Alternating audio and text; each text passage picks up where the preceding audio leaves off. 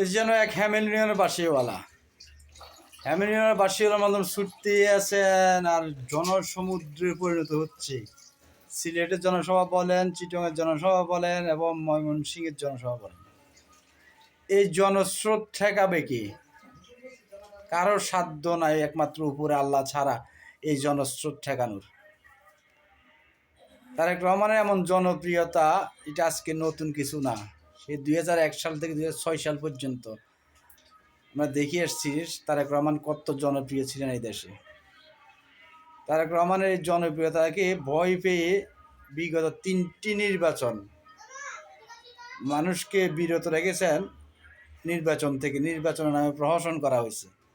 শুধুমাত্র একটি ভয় ছিল যে বিএনপি সরকারে যাবে, তারেক রহমান প্রধানমন্ত্রী হবে। ঠিক তারই ধারাবাহিকতায় এখন একটি দল তারেক রহমানের প্রধানমন্ত্রিত্ব ঠেকানোর জন্য নানান কলা কৌশল ষড়যন্ত্র করেই যাচ্ছেন।